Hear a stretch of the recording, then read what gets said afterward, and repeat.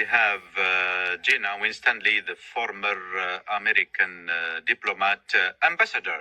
Do you think that there are Iranian attempts to communicate with the Americans, despite what Tehran announces that it is not making any communication? Thank you so much for having me. Well, what we can certainly understand from June now is that what people are saying on the surface is not always what is happening behind the scenes. And so we saw negotiations in process even as preparations for war were being made on the American side. So there is little doubt that there could well be approaches from the American side, from the Iranian side, to try and get discussions going on how to wind down this war. We heard President Trump say, I believe the day before yesterday, that the Iranians had expressed an interest in talking and therefore he would talk. So I think that we could expect that there are approaches being made. Ambassador, the United States, it said that it wants to achieve the goals through this war, and Mr. Trump said it may take 3, 4, 5 weeks. Do you think that the U.S. can live with a long war despite all the consequences? Of course, Iran lost a lot, but what will the U.S. lose if this war continues for the weeks and maybe into months? This is indeed the question. We have seen that the president changed the goals of attacking Iran. We first heard that it was about regime change, and now we're not hearing that from the administration as a main goal.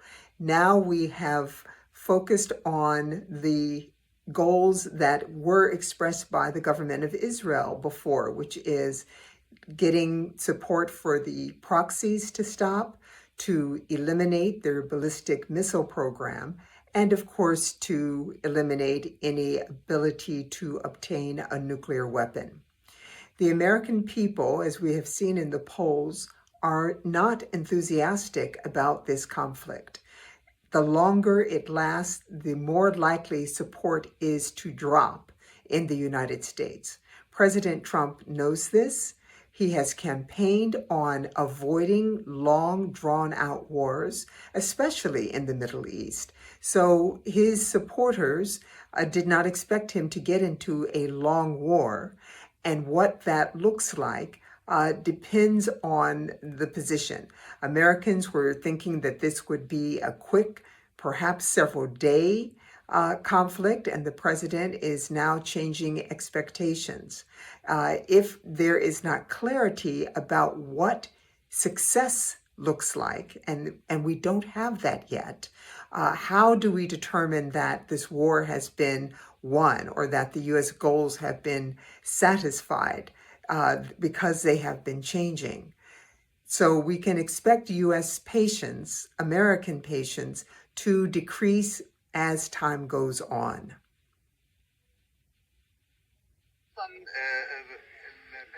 Also, Ambassador, the Pentagon is working to put plan to secure the Strait of Hormuz that, of course, Iran may use as a pressure card.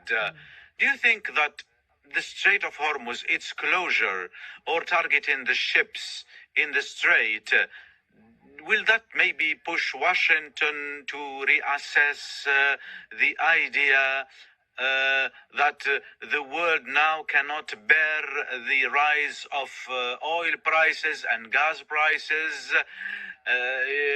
That's like a catastrophe for the international economy. Well, you have to recognize that the oil shortage will hit the United States most likely because we have our own production and a significant amount. The president understands, though, how fragile the access to oil is and how important the Straits of Hormuz and ships being able to traverse it. That means, and he has said, that the United States would provide insurance for ships going through and that they might be escorted by U.S. military.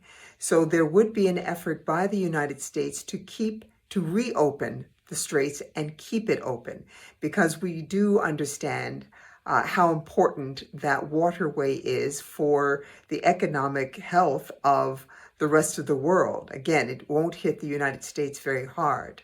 The challenge, of course, is even as the U.S. destroys the Iranian Navy, there are much more subtle ways of causing harm in the straits, whether it's putting mines in or attacks by smaller vessels rather than large naval ships. So this is something that is going to be watched very closely.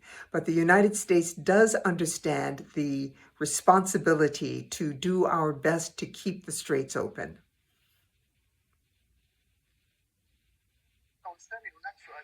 Ambassador, there is a question. Despite all the, firepower and the success of destroying, the missile launchers and so on, but the U.S. couldn't achieve a goal, and Mr. Trump was talking about it a lot, that people will protest in the streets against the regime, and maybe he can talk to other leaders. Do you think that there was a wrong bet on that, or maybe that's what will happen maybe next? I believe that perhaps there wasn't a full understanding of what it would take, that the overwhelming attack from Israel and the United States on Tehran would have a faster impact on the military, those who are manning launchers and firing missiles off at Israel and other countries. But they have been proved steadier, perhaps, than expected. So we are heading into day 6. It wasn't a wrong assumption, because we have seen demonstrations in the past in Iran, multiple demonstrations, where the people have shown their dissatisfaction with the regime. But I believe the preparation to really make that a possibility is less than necessary to bring it about. The people are not armed. We are continuing to bomb. So it would be very difficult for people to go out into the streets to try and do anything against the regime. Sorry. Now there is like a breaking news from Politico. The Americans, they say that maybe the war will take or will last until September, and that the Pentagon asked. So in 1 minute, how do you comment on this? It will last until September. Sure, twofold. One, I think it's very important that the Iranian regime understand that the United States will have strategic patience, that they should not count on us losing interest or losing enough weapons, etc., the other things that people are talking about. So I think this is a very important message from the U.S. administration. It also, of course, does set the tone for the American people. If it ends sooner than this, then the American people will be grateful and relieved. So I think it serves two purposes: to inoculate against a long war and people becoming fatigued in the United States, and to send a sharp message to the Iranian regime that the United States will stick this out.